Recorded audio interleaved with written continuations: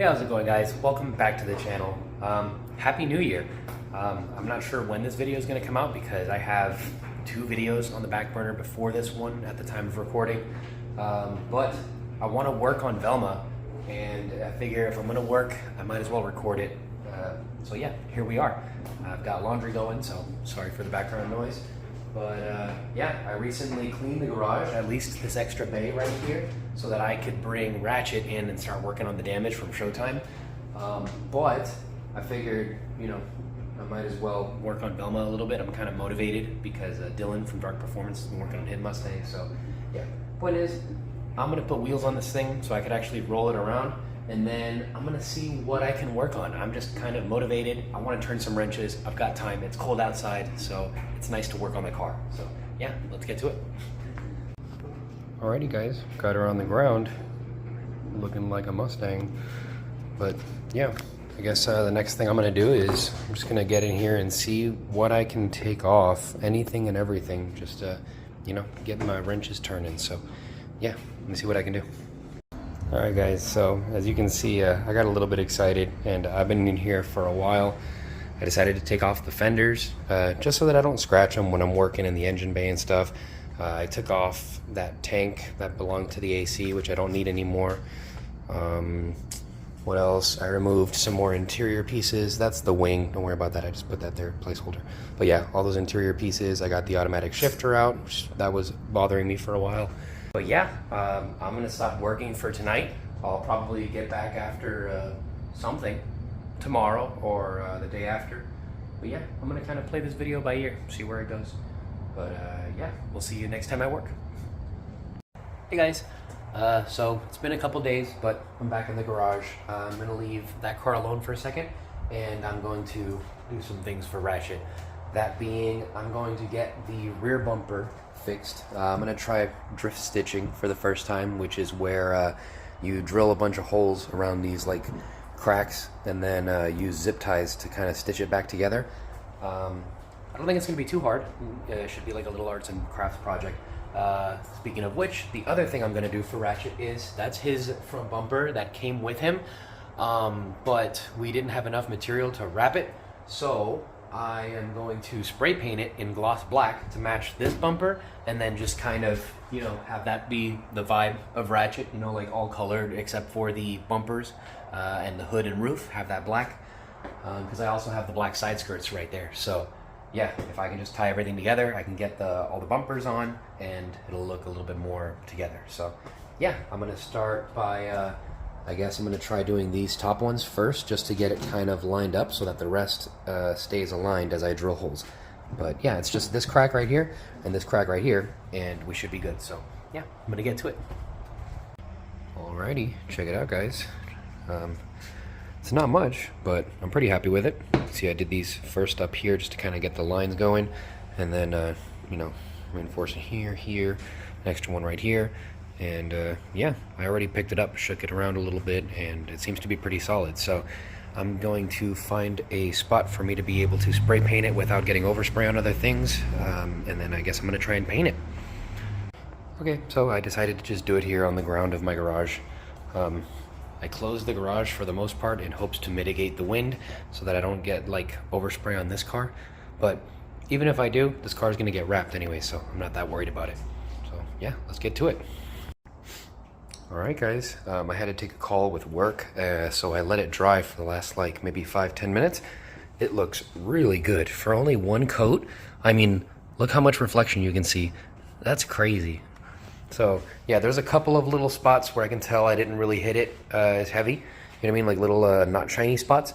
So I'm gonna give it another like 5 minutes to dry, and then I'm gonna hit up the little spots where I didn't hit as much, just because I don't want to waste the paint, because I still need the rest for that bumper. So I don't, you know, if I had all the paint in the world, I would do a full second coat. But yeah, so be right back. All right guys, I did the touch-ups, and I've been letting it dry here like in the wind with the door completely open for a couple minutes now. I don't think it's completely dry yet, but I've set up the new front bumper, well, you know, the old front bumper, on the table, because I'm going to cut all this excess off of it. This gets caught on the trailer whenever you're getting on and off on the U-Haul. So I'm hoping that I can just cut this excess on the bumper, and I'll be able to leave the bumper on whenever I get on and off of the trailer. I might still have to take it off, but you know, still better ground clearance. Okay, I got that cut out with the angle grinder, and yeah, doesn't look super clean, but you're not going to see it anyways under the car. So yeah, I'm gonna put this thing on the ground and get to painting. Check it out. Pero like, wow. Yeah, I'm pretty stoked on that. I'd call that like a coat and a half, because I went pretty light on this side, and then by the time I got to here, I realized I can go a little bit heavier, and I was able to do it kind of with one coat. So then I went back, touched up everything over here, and then just yeah, point is, she's drying now, and I am pretty stoked on this one, I'll tell you what. But yeah, I guess we'll let it dry and see what I do next. Check it out, guys. Mounted the bumper.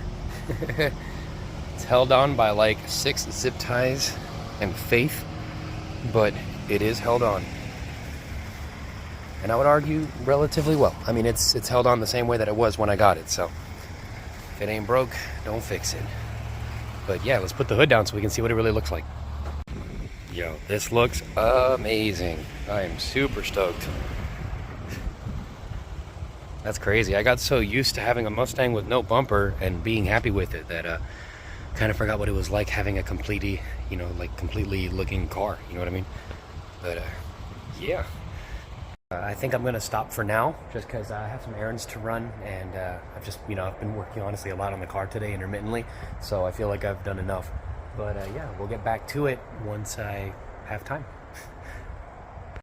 Hey guys, it's been a couple days. I've been working intermittently, like throughout the work day and a little bit at night, like when I get home from going to the gym and stuff. So yeah, I'm back at it. Not a lot of like visual progress has been made. That's why I haven't really, you know, brought out the phone to record. But yeah, I started, you know, unbolting the dash, mostly on the driver's side. You can see some of those pieces on the ground there are kind of what I've removed, and a lot of miscellaneous hardware you can kind of see I have in baggies on the roof. But yeah, I'm basically just going to continue making progress on the dash. The goal is to remove the dash entirely, so that I can, well, ultimately, you know, get the roll cage welded in. But, you know, first is going to be getting like dry ice to remove all of that sound deadening stuff, or insulation, I'm not sure what you really call that. And then step 2 is going to be rattle canning the interior. I'm going to do it white again, but, you know, I just want to make her pretty. But yeah, for now, I'm just going to keep taking stuff out of the dash in hopes to remove it. It's a bit of a process, so yeah. Here we go. Alrighty guys, well, I've gotten to the point where the instructions I'm following have told me that I should probably have a buddy grab the other side, because the dash is pretty heavy with the wheel installed. So yeah, obviously I don't have anyone here, so I'm going to get back at it once I have someone here that can help me. So hopefully that's tomorrow, but yeah, we'll get back after it then. Alrighty guys, it's the next day, and I'm standing in the sunlight just so that, you know, my face looks good.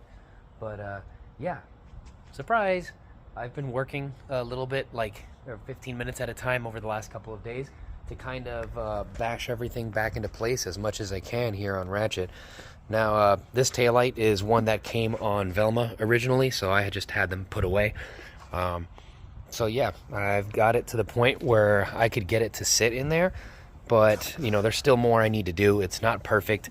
Like, if I wanted to go to an event right now, it's fine. But, you know, I'm going to make it better.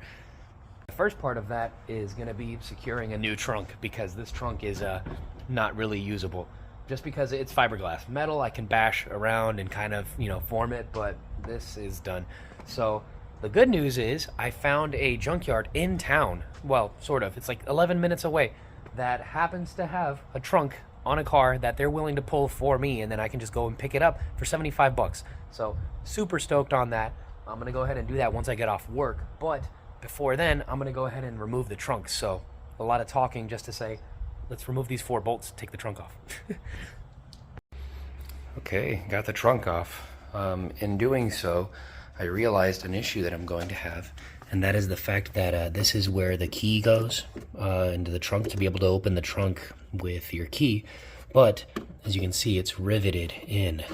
So like, there's no way for me to take that out and then install it in the new trunk. Unless, you know, I had rivets, which I don't know how to do that. But I'm pretty sure that's the reason why people do hood pins and trunk pins, you know? Maybe not so much hood pins, because no one needs a key to open a trunk, but for the trunk, or sorry, the hood, but for the trunk, yeah, people do need a key, and I imagine once they swap it, that's probably an issue they've run into, and that's why they do pins on the trunk. So, yeah, I'm just gonna have to order a trunk pin kit. Hopefully they make one. If not, it shouldn't be too hard to do. Just 2 studs and drilling a hole through it so you can put a pin. So, yeah, we'll deal with that when we get there. But in other news, oh wait, no, I already talked about the shop. So, yeah, I'm gonna continue hitting the car with a hammer until it's time to go pick up the trunk. Alrighty guys, so the last time we spoke, I said I was gonna wait to get off of work and then go pick up that trunk. That kind of fell through. I called the guy as soon as I got off of work, and he said that he wasn't able to get it off of the car, that he's gonna do it for me tomorrow morning. So I left that alone. I ended up doing some other things, and so now I'm gonna work on taking the dash out, which, if you remember, I said I needed someone else. Enter stage left. It's Joel. You guys remember him. Joel.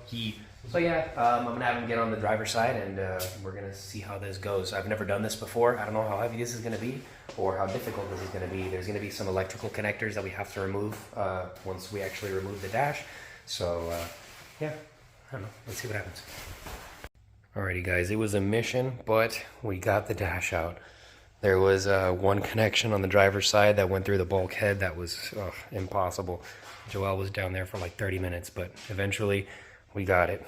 But yeah, that's gonna be it for now. I'll probably get back after it like tomorrow and just continue getting rid of all this stuff that's in here, because there's definitely more stuff than I thought there was gonna be back here, but that's mostly like AC, shouldn't be too hard. And then I need to get into removing the roof, because I also need to remove these A-pillar covers so that I can deal with this rust.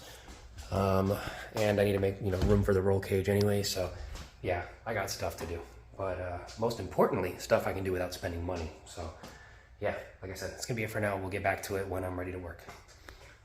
Alrighty guys, it's the next day. It is very gloomy, it's cold, it's rainy, but I came out here to Max Auto Salvage, local here in Avon Park, like just north of where I live. And yeah, here's the trunk.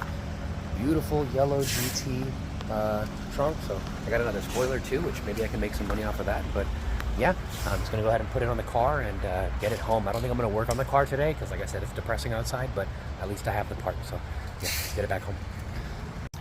Alrighty guys, so I'm back home now. I already tried fitting that trunk onto the car, and obviously, you know, it fits decent, but not enough to actually, like, you know, leave it alone. So I've got more work to do.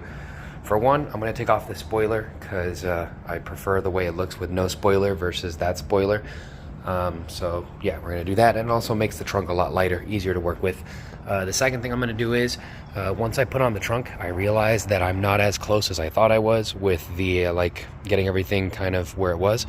So I took out the tail light, and I'm gonna work on that with the hammer some more, get everything kind of beat out more. But yeah, I'll get back to you guys once I make some progress. Alrighty guys, I'm realizing I didn't record pretty much anything of the last like 30-40 minutes, but I made a lot of progress. I was just kind of moving, but I'm done. Everything is bolted in, wired in. Not that I really had to do any wiring, just kind of plug everything in, but look at that. I mean, the taillight is a teeny bit sunk in, but it's really not that noticeable. And you know, I think this is a bit more of an eyesore than that little gap right there, but everything is attached. You can see even the bumper line is relatively good, like follows all the way around. You can see the gaps are equal around both taillights. The trunk line, there's gap there. There's barely any gap there, but there is a gap. It's not rubbing. And yeah, it's touching like somewhere over here, but it's touching just enough to keep the trunk in place when it's like, you know, just here, but I can yank on it and open it. And the struts connected, and now they work again because, you know, with the good trunk, it's no longer hitting the liner. So yeah, we are good, boys and girls. So yeah, guys, I mean, with that done, the car is ready for, drumroll please, I'm going to Supercar Week this Sunday. I think I'm going to put this video out tomorrow, which would be pretty sweet if I can do that. I was thinking this video was going to come out after the last 2 events that I went to, but if I'm finishing the video now and I have all the footage, I'll probably edit, get it knocked out really quick. So yeah, look forward to the Supercar Week video. Look forward to the Eclipse going to the firm and doing its first road course event. Look forward to the drift event where Ratchet got crashed. So yeah, a lot of good content coming out now, guys. Again, Happy New Year. I'm looking forward to everything we're going to be doing. Thank you so much for watching, and we'll see you next time. Bye.